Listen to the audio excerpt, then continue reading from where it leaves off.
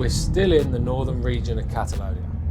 I have been with my family in this land for more than 3 years now, and it already has a very special place in our lives. This is where we're raising our children, and we wanted to start this episode by showing you some of the wonders that this incredible land has got to offer.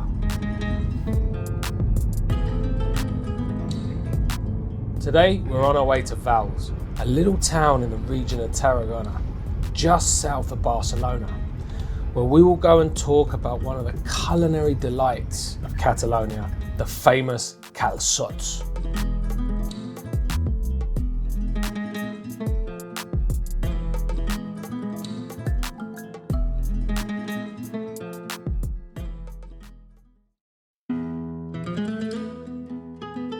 During the first third of the 20th century, the calçotada was a traditional meal for many families from Valls, and from the 1940s this custom spread beyond the town, and it is now one of the most deeply rooted culinary traditions here in Catalonia.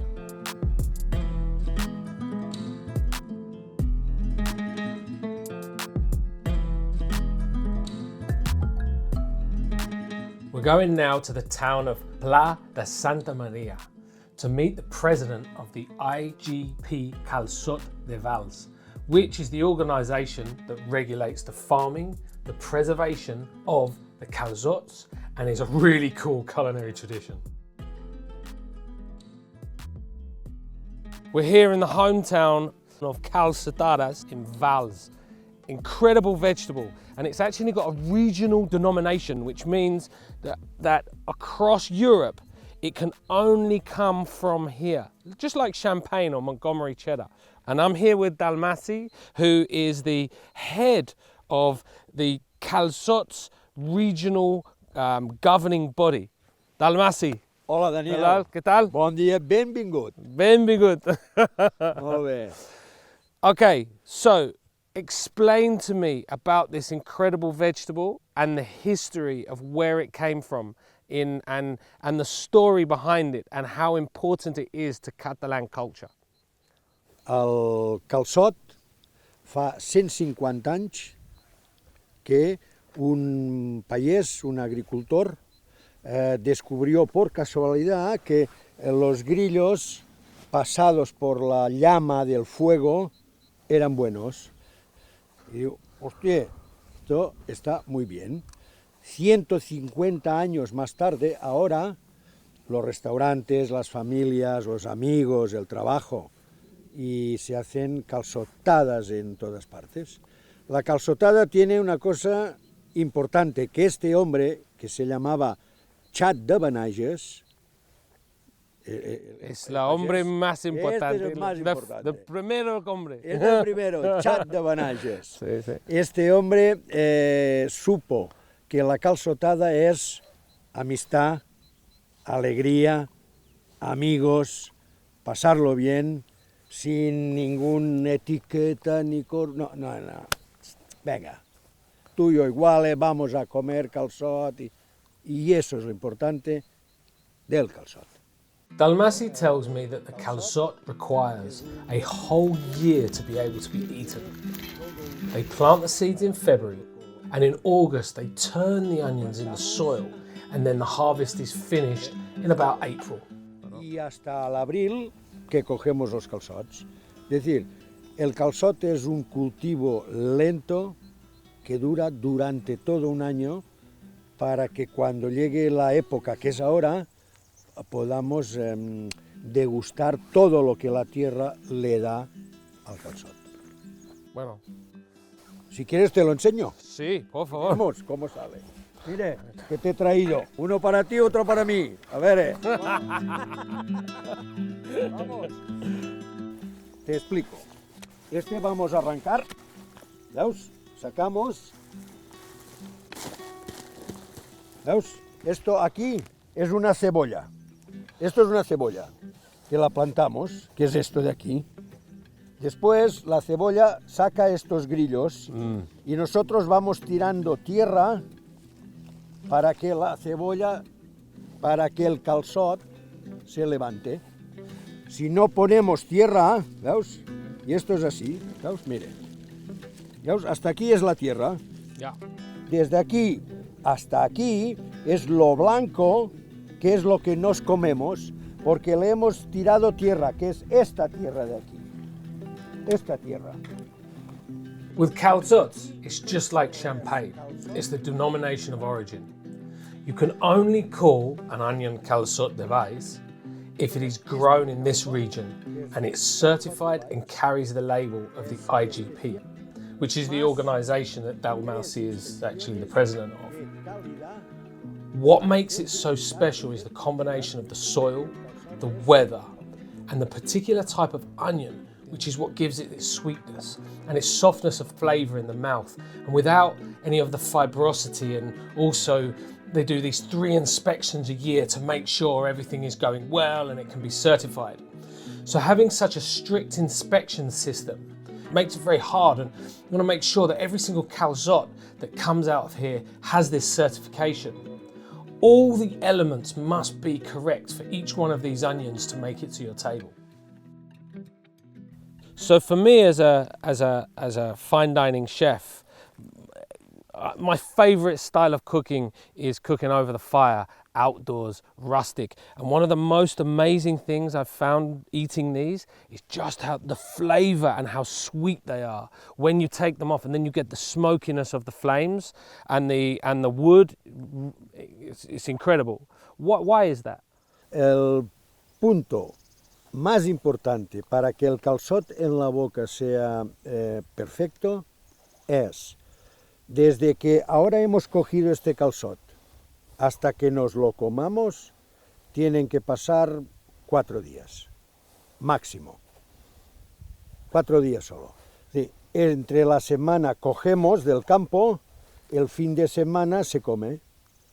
El martes que viene volvemos a arrancar, el domingo hay que comer. Sí. Más cerca, con menos días se come, más bueno es. Dalmasi also tells me that it's really important that the ground temperature doesn't go far below 0. If it does, the entire crop will be destroyed. He also says that the cold temperature is important for transferring the enzymes into sugar. Lo que hacemos es, cortamos esta parte de hoja, nos sirve, cortamos esta parte de aquí abajo, de aquí, de raíz, cortado, a cuchillo, Sí. que ya lo veréis en el restaurante, Sí. a cuchillo. Y entonces, ¿qué es lo que pasa? Pasa que el agua, por eso hay que comer antes, porque el agua, el azúcar que hay dentro, la llama, lo cuece todo dentro del calçot. Y sale solo un poco por aquí, no sale nada y todo queda aquí. O sea, todas las propiedades que tiene el calçot se quedan dentro, porque solo se quema la parte de fuera. Dentro solo se quema la parte de fuera, ¿veus? Esto sería negro. Y solo comes esta de aquí. Solo comes esta parte de aquí.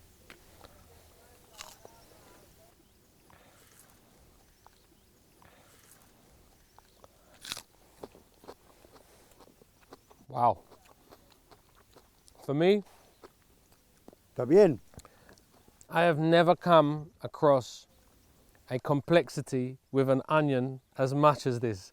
Normally, the onions get planted in a field and that's it. This is a whole nother level, and the flavour, even... Y el fuego, más fuego, la llama, más But dulce. the flavour is bueno. very subtle, it's very sweet. You have the onion, but it's not like eating a spring onion. It's not like eating a leek, you know? It is an incredible flavour. When cooked over the flames, the smokiness of the wood and the fire and the sugar and the onion flavour, incredible. Now my breath is going to stink.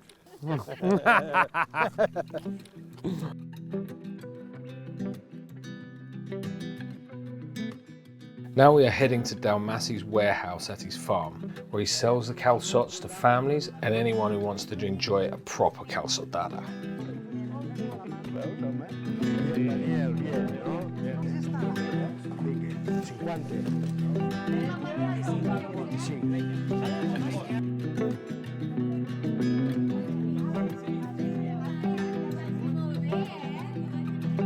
Os damos este obsequio.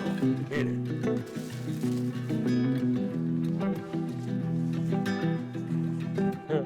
Gracias. Ya está.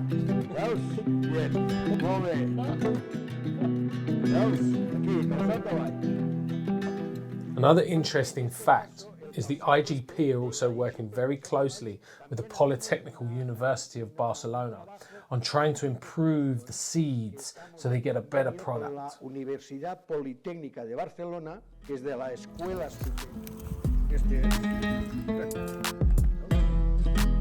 Now the fun part. We will go down now to try the calçotada. Dalmassi explains how important the vines are in the cooking process, and we just stumbled across a ton of them behind the restaurant. Catalonia has hundreds of restaurants that do the calçotada, and we're here at Dalmassi's friend's restaurant called Masia de Pla, where they're starting to cook hundreds of them for the Catalan Sunday lunch.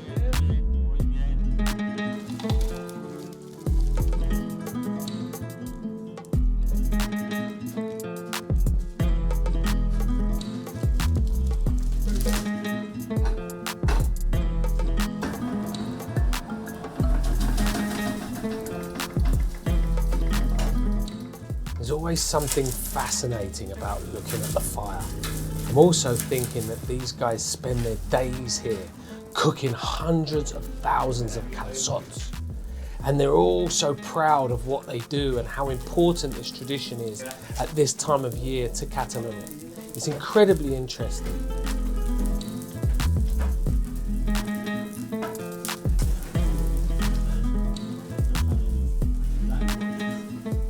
If you listen closely, you can hear the calçot chia, which means squeak. And as the temperature rises and the flames heat them, you can hear the squeaking and squealing as the calçots as they cook in the open flames.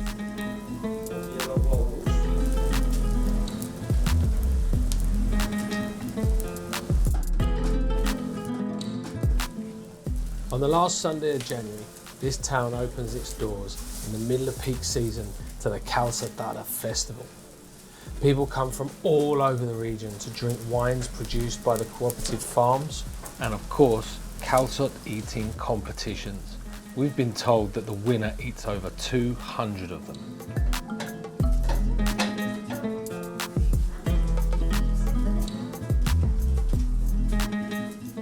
What I've learned is that the calçotada is a meal that marries gastronomy with the land, the local weather, the composition of the soil, and the farmer's special commitment to give Valls calçots a flavour of their own. The commitment of these guys with the most sustainable ways of growing and eating them is actually really remarkable and something that farming could learn from across Europe. Okay, so tell me, what is it we're going to be eating with our calçots? Esto, almendras, Sí, perejil, sí. tomates, ajo, pimiento.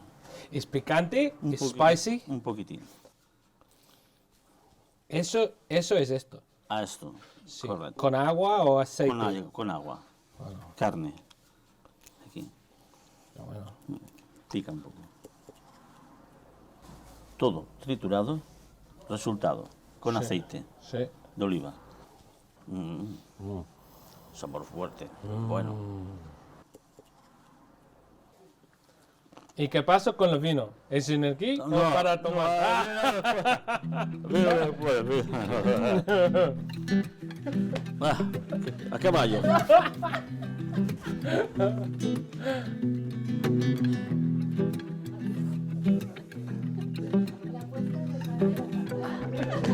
This is the most important bit, yeah? Secreto. Medio. Oh.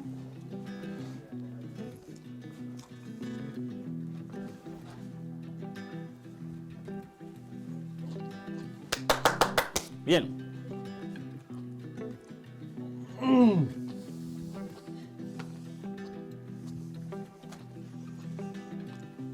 Increíble. It's sweet, como dulce, y como el sabor de la leña y de fuego. Muy buenos. Ah. Para repetir. Sí. Repetimos.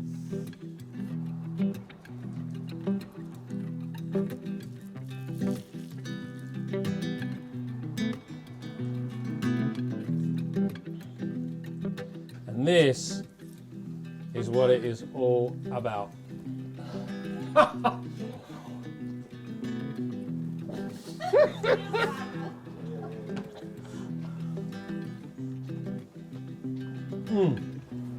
Oh, incredible. So these are the sticks, these are the vine. This is all cut at the end of the wine season, November, October. Around October, once the grapes have been picked for the wine, this is then trimmed and cut down and dried. And this is what they use to cook. And this creates a real interesting smoky flavor that is incorporated into the calçots. And the interesting part for me really is just how everything has been integrated in a very, very local area. We were talking about these are completely organic, come from the vineyards. It's used to smoke it, the water, the earth, and all that incorporates into this incredibly traditional and important part of Catalan culture and the family and bringing it all together. And by the fact that we're using everything from the local area that's all grown locally, just adds to how important this is a tradition and food for the Catalan region. Gracias. I'll say goodbye now to Francisco so we can go enjoy a proper Catalan Sunday lunch where part of the menu is obviously unlimited calçots. So let's see how many we can eat. For me, what is one of the most important aspects of everything that we've learned today, and something I keep finding on all our culinary adventures here in Spain, is how sustainability is at the core of all agricultural production, and how they marry this into tradition, fiestas, where families come together to enjoy produce of the land. Only at the right time of year do they actually eat the food. Eating seasonally and growing these products organically and then passing on their family traditions from generations to generations is really an incredible thing to see. I think it's so cool how they take fiestas and families and friends and they combine in together to enjoy life, but also talk about the number one subject in this country, which is food.